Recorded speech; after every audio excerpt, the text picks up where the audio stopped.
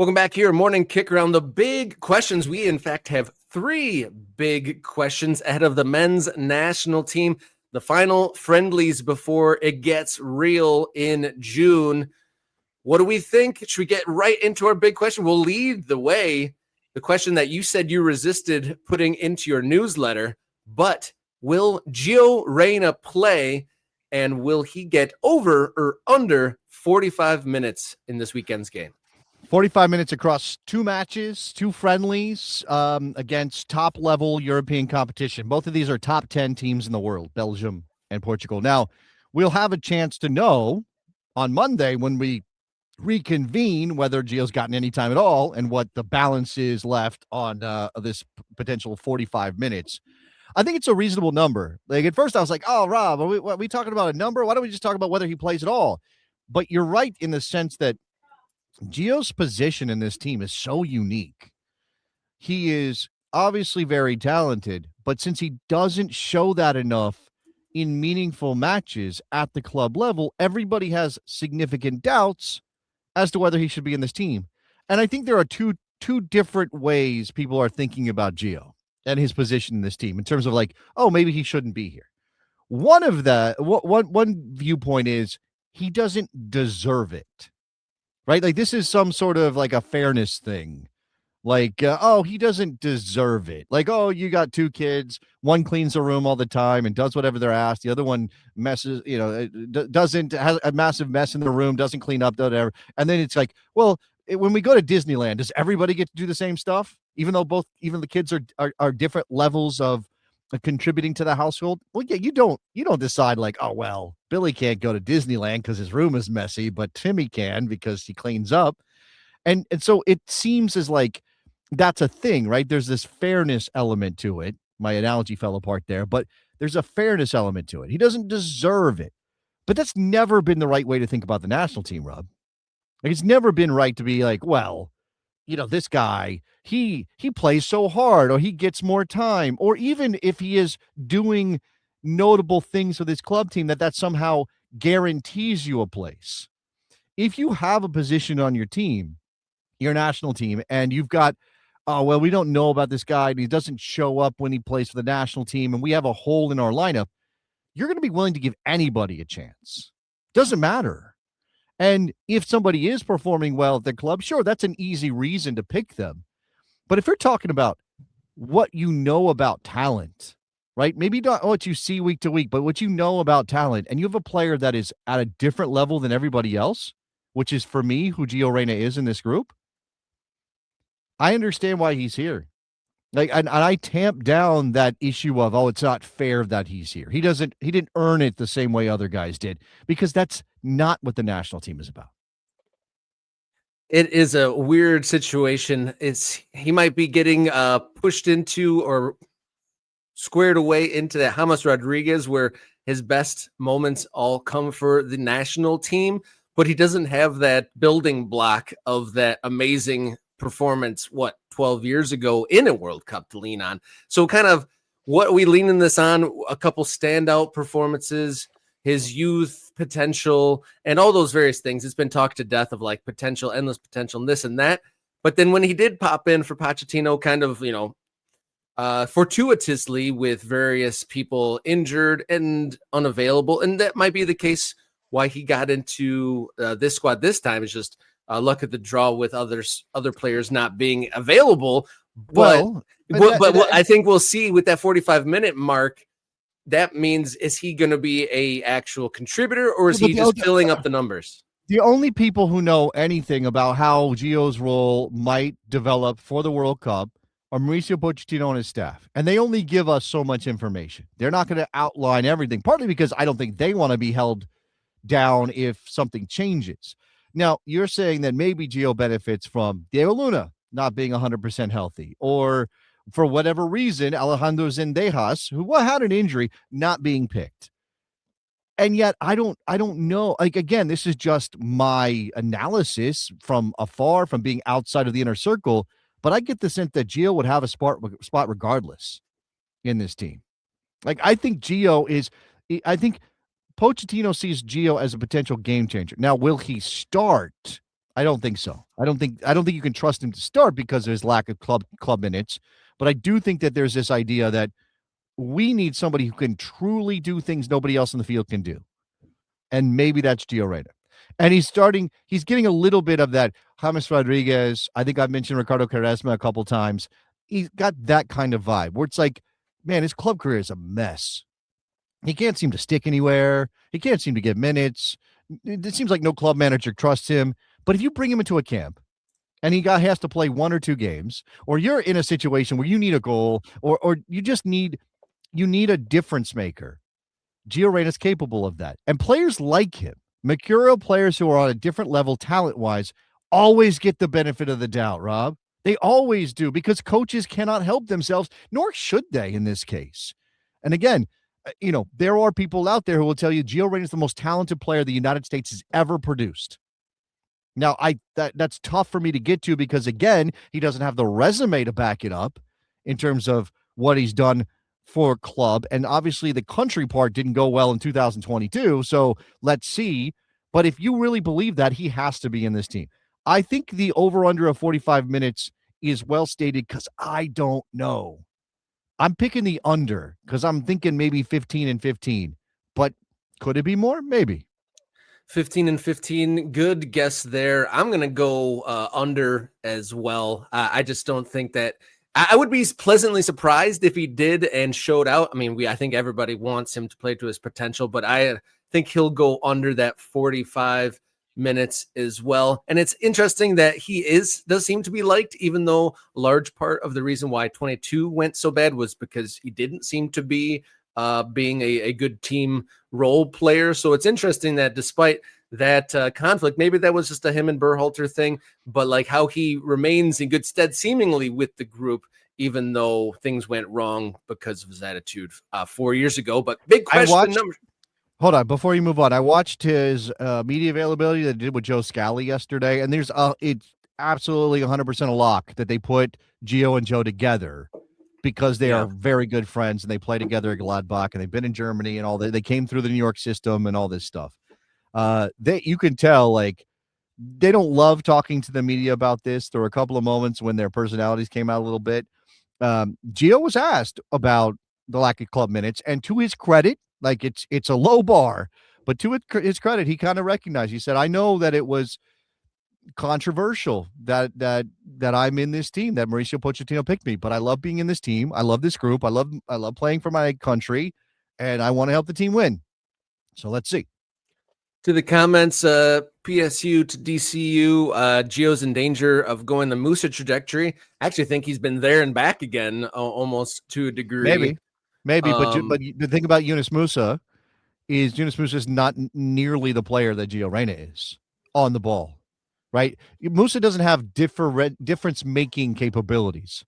Like he can do some things well, but he's not a plus player over everybody else in the pool at his position in certain ways, right? But Gio Reyna absolutely is. And I'm including Diego Luna, and I'm including Zendejas, and I'm including Malik Tillman, who really is the guy, the like-for-like kind of player positionally in this group. But here's the thing.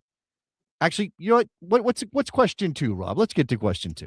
Question 2, and this kind of like puts a chill down my spine, no pun intended, but is Matt Freese going to build any confidence, believe that he is the men's national team number 1? I was hoping you were simpatico with me and we were going to go to a different question that involved a different player who might be in an area that Gio might play, which I guess we're not doing that. Okay. So do we not have a question about Weston McKennie in our list? All right. So we'll just delete that from our memories the last 30 seconds. And we'll go to the number 2 question is where will Weston McKennie play? Right. Okay. So I wanted to bring this in, and it fits after Gio because they're going to be in the same general part of the field, right? And I don't know that there's a lot of intrigue around Weston's role in the U.S. men's national team. If you think of the 3-4-2-1 as the way forward, as what Pochettino is likely to do, how he will set up his team initially, certainly with the ball, right?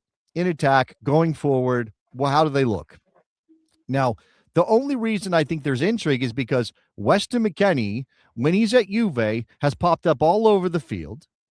And one of the ways he's been used most effectively by Spalletti in the recent months is that he has been used as a wingback who becomes essentially a second or third forward, depending on what Juve's doing. Right, his attacking abilities, he ends up in the box. It's why you've seen him thrive in that position. Now he's still, again, nominally playing as a wingback, occasionally dropping deeper to handle some defensive duties. My question is whether or not you need Weston to have that positional flexibility within the flow of the game to have him be most effective, because he gets tougher for the opponent to track if he's there and here and there and here and there and here. So if you line him up as an attacking midfielder in the line of two in the 3-4-2-1, and you just say, this is your position. Now, he's going to be more involved, right, in the attacking end of the of play, and maybe less involved defensively, and maybe he is an outlet, and I do like playing him up the field for a lot of reasons, in particular because I think he's good winning the ball in the air, and there's lots of things he can do to really help relieve pressure, but that's a question. But he's so this is it, right? Is he a 10 or a 6? He's not a 6. He's not a 6, and he's not an 8, at least not for me, and I don't think for Mauricio Pochettino either. So probably he's going to play higher up the field, and this is the other part. Is he creative enough? Now, I think if he plays quickly, if he uses his instincts, there are two things he's very, very good at. One of them is, again, sort of flicks, quick passes, little crosses over the top, things like that. He's very good at that. Got to get him in space. He can pick his head up and do that stuff. Creative is maybe a different thing. He's not going to play a bunch of through balls that's going to find guys and behind. He's not going to do that. The other thing he's good at is finding space and putting himself in position to score goals. Just finding little pockets in the 18-yard box that allow him to be an outlet, whether it's for a cutback. He makes good near and far post runs depending on where the ball is. Like I think you play him there, and I think right now he's a better option than Gio because Gio's not informed because he doesn't play enough, but Gio can be a difference maker off the bench. I think he's a better option than Malik Tillman, who drifts in and out of games for me a little bit too much. Now, I say that even as I recognize that at times during his national career, Weston McKennie has drifted in and out of games and has been frustrating. But I also think a lot of that came from having him handle more responsibility as a midfielder in terms of connecting lines, and he won't have to do that if you play him higher up the field. Yeah, when you think of Weston in his best, you highlighted playing quickly, but him finding a way to receive the ball, play it out wide, and then find that space in the box. Like all of it, most of his best highlights comes from late arriving runs or popping up in the box at the right place and time. So he doesn't necessarily have the creative spark from deeper, but he can definitely get that pass before the pass and then find some space to be dangerous in the box. And they're going to have to use Tim Weah in the overload situation as a wingback on the right side, who we think is the start there. Christian Pulisic is going to have to drift inside. Obviously, he'll have an overlapping wingback or somebody there to play in combination with too. They're going to have to use that with, because there's not anybody else in the middle of the field, right? Again, this is what Gio would do if he was on the field. He would sit in that space just outside the 18-yard box, get on the ball, pick his head up, and try to make things happen. That's not Weston McKennie's game. And Christian Pulisic is best used when he's in motion, in transition, or heads up 1v1, maybe trying to get to the end line or finding a shot. So, again, you're going to have to use Weston, as you said, as almost a give and go option as that attacking midfielder. So that leads us to our third question that you don't remember me at all asking earlier in the show, but will Matt Freese give any of us confidence that he is truly a World Cup #1 goalkeeper? This is a big question, and I'm not going to pretend to have an answer to it because I do not know.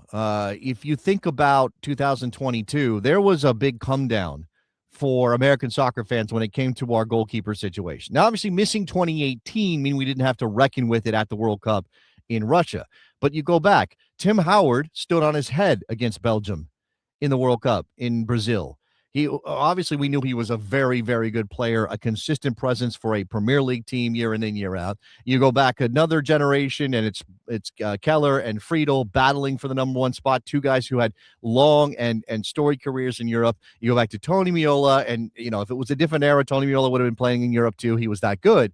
So we've been spoiled for goalkeepers, right? And the last decade of goalkeeper development in the United States has been extremely frustrating.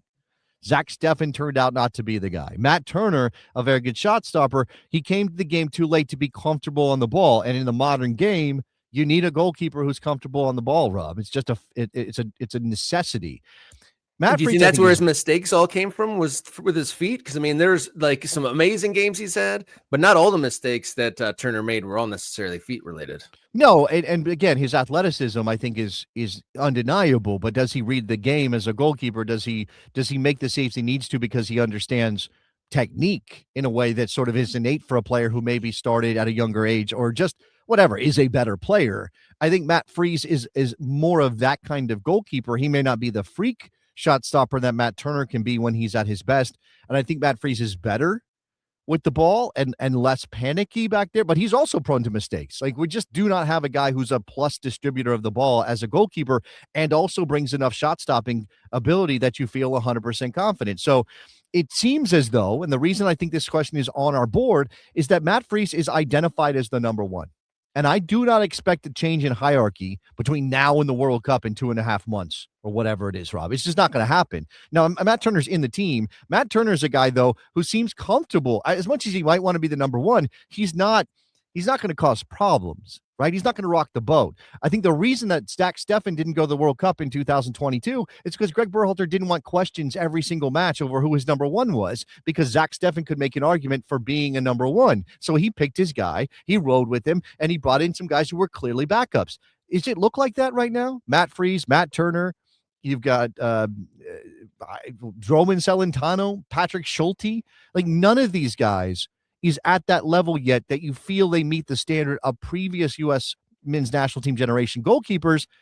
And that's always going to cause trepidation. Yeah. In previous generations, we seemingly always had two number ones, and then everything kind of filled out from there. But Nate brings up a good point. In this era, a fella who was a really, really, really good goalie, but never really could get those premier matches. He got some Gold Cup appearances and some friendlies, but Nick Rimando, forever the third goalkeeper. Look, he would be probably the guy right now. No, there was an era. I mean, look, maybe you overstate. Maybe I have a little bit of nostalgia and romanticism, but there was an era in MLS when you had guys like Matt Reese, when you had guys like, oh my God, I'm gonna forget some people, and I apologize for that. But Bill Hamid. Look, well, Bill Hamid was never at that level, I don't think. I mean, did he win a goalkeeper of the year, Bill Hamid? He might have. Yeah. I'm thinking about Matt Reese. I'm thinking about even Stephen Fry, who's on the tail end of his career and looks like he's kind of getting edged out by Andrew Thomas in Seattle. He would have been better at his prime, not now, and obviously that window never happened. He would have been better than what we've got now. You got the fact that Brad Guzan never got a chance to be the number one at a World Cup because he was always blocked off by Tim Howard. But Brad Guzan is a level above his best when he was at his best, a level above every one of these guys. So, man, it is just frustrating that this is where we're at. And while I think that you would happily trade a leveling up of American talent at every outfield position if it meant that we didn't have world-class goalkeepers anymore, it still sucks to watch our goalkeeper position become this question that it wasn't for a very long time. Yeah, Riverside Grove saying we have 3 third-string goalies, which you really can't argue against, unfortunately. And I figured that, it was an uneasy position for the last couple of years since the World Cup, but I figured somebody would step up in this last year before the World Cup, and that just really hasn't materialized, unfortunately, to this point. So I really thought that either Matt Turner would come good or Schulte would come through as the guy, but that hasn't come through, and it looks like we're going to see some Matt Freese, and perhaps, maybe we're wringing our hands over nothing, and he steps up and gets into the form of his life. because, I mean, to a degree, that's what happened to Matt Turner. He had that run in qualifying to 22 where he, stepped up and became the man. And then, pretty much since then, maybe some bad moves, with his club careers kind of taken away his playing time, to ebbed away at his confidence. And he's kind of like returned to a mean sort of a level. But we shall see if Matt Freese instills some confidence in us over these friendlies, starting with Belgium, and then with that second game over Portugal on Tuesday. But we'll see if Gio Reyna gets over 45 minutes in the two games. We'll see where Weston McKennie is placed, and then we'll see if Matt Freese instills some confidence in the men's national team.